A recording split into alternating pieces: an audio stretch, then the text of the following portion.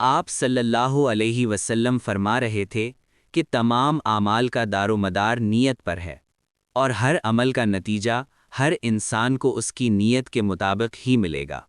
پس جس کی ہجرت ترک وطن دولت دنیا حاصل کرنے کے لیے ہو یا کسی عورت سے شادی کی غرض سے ہو، پس اس کی ہجرت انہی چیزوں کے لیے ہوگی جن کے حاصل کرنے کی نیت سے اس نے ہجرت کی ہے۔ ایک شخص حارث بن ہشام نامی نے حضرت صلی اللہ علیہ وسلم سے سوال کیا تھا کہ حضور آپ پر وحی کیسے نازل ہوتی ہے؟ حضرت صلی اللہ علیہ وسلم نے فرمایا کہ وحی نازل ہوتے وقت کبھی مجھ کو گھنٹی کی سی آواز محسوس ہوتی ہے، اور وحی کی یہ کیفیت مجھ پر بہت شاق گزرتی ہے۔ جب یہ کیفیت ختم ہوتی ہے تو میرے دل و دماغ پر اس فرشتے کے ذریعے نازل شدہ وحی محفوظ ہو جاتی ہے، اور کسی وقت ایسا ہوتا ہے کہ فرشتہ بشکل انسان میرے پاس آتا ہے اور مجھ سے کلام کرتا ہے، پس میں اس کا کہا ہوا یاد رکھ لیتا ہوں۔ حضرت عائشہ رضی اللہ عنہا کا بیان ہے کہ میں نے سخت کڑاکے کی سردی میں حضرت صلی اللہ علیہ وسلم کو دیکھا ہے کہ آپ پر وحی نازل ہوئی، اور جب اس کا سلسلہ موقوف ہوا تو آپ صلی اللہ علیہ وسلم کی پیشانی پسینے سے شرابور تھی۔ حضرت صلی اللہ علیہ وآلہ وسلم پر وحی کا ابتدائی دور اچھے سچے پاکیزہ خوابوں سے شروع ہوا۔ آپ خواب میں جو کچھ دیکھتے وہ صبح کی روشنی کی طرح صحیح اور سچا ثابت ہوتا۔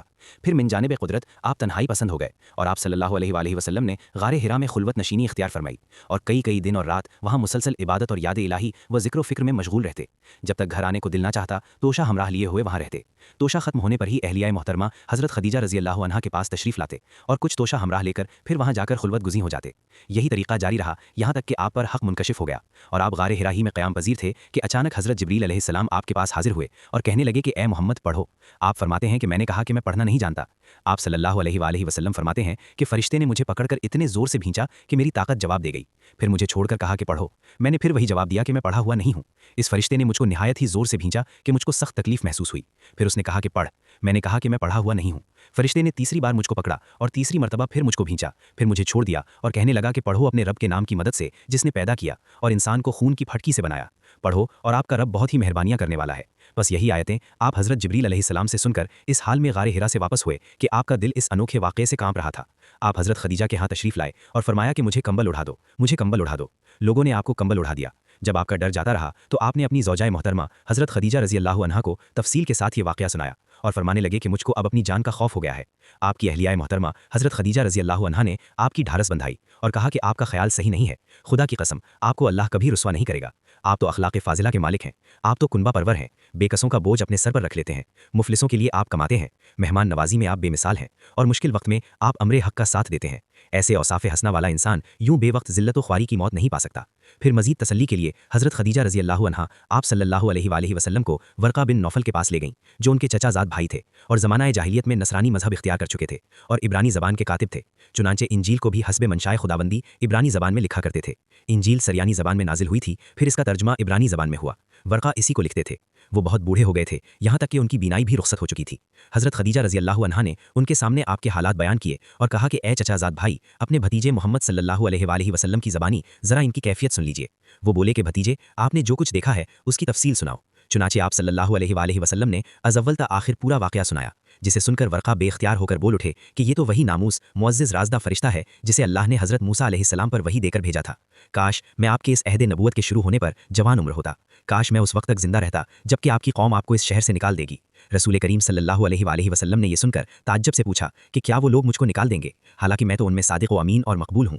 ورقہ بولا ہاں یہ سب کچھ سچ ہے، مگر جو شخص بھی آپ کی طرح امر حق لے کر آیا لوگ اس کے دشمن ہی ہو گئے ہیں۔ اگر مجھے آپ کی نبوت کا وہ زمانہ مل جائے تو میں آپ کی پوری مدد کروں گا۔ مگر ورقہ کچھ دنوں کے بعد انتقال کر گئے، پھر کچھ عرصہ تک وحی کی آمد موقوف رہی۔ آپ صلی اللہ علیہ وسلم نے وحی کے رک جانے کے زمانے کے حالات بیان فرماتے ہوئے کہا کہ ایک روز میں چلا جا رہا تھا کہ اچانک میں نے آسمان کی طرف ایک آواز سنی، اور میں نے اپنا سر آسمان کی طرف اٹھایا، کیا دیکھتا ہوں کہ وہی فرشتہ جو میرے پاس غار حرا میں آیا تھا وہ آسمان و زمین کے بیچ میں ایک کرسی پر بیٹھا ہوا ہے۔ میں اس سے ڈر گیا اور گھر آنے پر میں نے پھر کمبل اوڑھنے کی خواہش ظاہر کی۔ اس وقت اللہ پاک کی طرف سے یہ آیات نازل ہوئیں، اے لحاف اوڑھ کر لیٹنے والے، اٹھ کھڑا ہو اور لوگوں کو عذاب الہی سے ڈرا، اور اپنے رب کی بڑائی بیان کر، اور اپنے کپڑوں کو پاک صاف رکھ اور گندگی سے دور رہ۔ اس کے بعد وہی تیزی کے ساتھ پے در پے آنے لگی۔ اس حدیث کو یحییٰ بن بکیر کے علاوہ لیث بن سعد سے عبداللہ بن یوسف اور ابو صالح نے بھی روایت کیا ہے، اور عقیل کے علاوہ زہری سے ہلال بن رواد نے بھی روایت کیا ہے۔ یونس اور معمر نے اپنی روایت میں لفظ فوادرہ کی جگہ بوادرہ نقل کیا ہے۔ انہوں نے ابن عباس رضی اللہ عنہما سے کلام الہی لا تحرک بہ لسانک لتعجل بہ کی تفسیر کے سلسلے میں سنا کہ رسول اللہ صلی اللہ علیہ وسلم نزول قرآن کے وقت بہت سختی محسوس فرمایا کرتے تھے، اور اس کی علامتوں میں سے ایک یہ تھی کہ یاد کرنے کے لیے آپ اپنے ہونٹوں کو ہلاتے تھے۔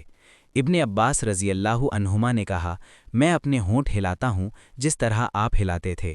سعید کہتے ہیں، میں بھی اپنے ہونٹ ہلاتا ہوں جس طرح ابن عباس رضی اللہ عنہما کو میں نے ہلاتے دیکھا۔ پھر انہوں نے اپنے ہونٹ ہلائے۔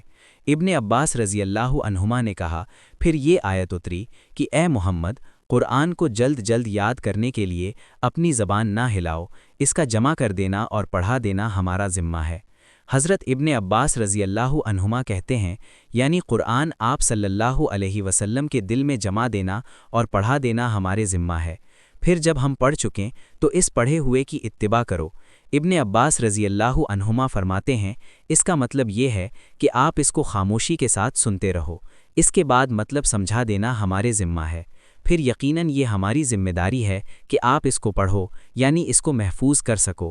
چنانچہ اس کے بعد جب آپ کے پاس حضرت جبرائیل علیہ السلام وحی لے کر آتے تو آپ توجہ سے سنتے، جب وہ چلے جاتے تو رسول اللہ صلی اللہ علیہ وسلم اس وحی کو اسی طرح پڑھتے جس طرح حضرت جبرائیل علیہ السلام نے اسے پڑھا تھا۔ رسول اللہ صلی اللہ علیہ وسلم سب لوگوں سے زیادہ جواد یعنی سخی تھے، اور رمضان میں دوسرے اوقات کے مقابلے میں جب جبریل آپ سے ملتے بہت ہی زیادہ جود و کرم فرماتے۔ جبریل علیہ السلام رمضان کی ہر رات میں آپ سے ملاقات کرتے اور آپ کے ساتھ قرآن کا دورہ کرتے۔ غرض حضرت صلی اللہ علیہ وسلم لوگوں کو بھلائی پہنچانے میں بارش لانے والی ہوا سے بھی زیادہ جود و کرم فرمایا کرتے تھے۔ آپ نے صحیح بخاری کی پہلی وحی کے باب سے متعلق حضرت ابو سفیان اور شاہ روم یعنی ہرقل کے درمیان ہونے والے اس مشہور تاریخی مکالمے کا متن پیش کیا ہے۔ اس طویل واقعے کا خلاصہ درج ذیل ہے۔ شاہ روم نے ابو سفیان سے نبی کریم صلی اللہ علیہ وسلم کے بارے میں چند سوالات کیے تاکہ ان کی سچائی پرکھ سکے۔ ابو سفیان نے دشمن ہونے کے باوجود اعتراف کیا کہ آپ صلی اللہ علیہ وسلم عالی نسب ہیں۔ آپ صلی اللہ علیہ وسلم نے زندگی میں کبھی جھوٹ نہیں بولا اور نہ عہد شکنی کی۔ آپ صلی اللہ علیہ وسلم کی دعوت توحید، نماز اور پاک دامنی کی ہے۔ آپ صلی اللہ علیہ وسلم کے پیروکار روز بروز بڑھ رہے ہیں۔ یہ سن کر ہرقل نے نتیجہ نکالا کہ یہ سچے نبی کی نشانیاں ہیں، اور پیشین گوئی کی کہ آپ صلی اللہ علیہ وسلم ان قریب اس کی سلطنت کے مالک بن جائیں گے۔ ہرقل نے اپنے درباریوں کو بھی اسلام کی دعوت دی، لیکن اپنی بادشاہت چھن جانے کے ڈر اور لوگوں کی مخالفت کی وجہ سے وہ خود ایمان نہ لایا۔ نتیجہ یہ واقعہ ثابت کرتا ہے کہ آپ صلی اللہ علیہ وسلم کی سچائی کی گواہی اپنوں کے ساتھ ساتھ دشمنوں اور غیروں نے بھی دی۔ رسول اللہ صلی اللہ علیہ وسلم نے فرمایا، اسلام کی بنیاد 5 چیزوں پر قائم کی گئی ہے۔ اول، گواہی دینا کہ اللہ کے سوا کوئی معبود نہیں، اور بے شک حضرت محمد صلی اللہ علیہ وسلم اللہ کے سچے رسول ہیں، اور نماز قائم کرنا، اور زکوٰۃ ادا کرنا، اور حج کرنا، اور رمضان کے روزے رکھنا۔ آپ صلی اللہ علیہ وسلم نے فرمایا کہ ایمان کی 60 سے کچھ اوپر شاخیں ہیں، اور حیا یعنی شرم بھی ایمان کی ایک شاخ ہے۔ آپ صلی اللہ علیہ وسلم نے فرمایا، مسلمان وہ ہے جس کی زبان اور ہاتھ سے مسلمان بچے رہیں، اور مہاجر وہ ہے جو ان کاموں کو چھوڑ دے جن سے اللہ نے منع فرمایا۔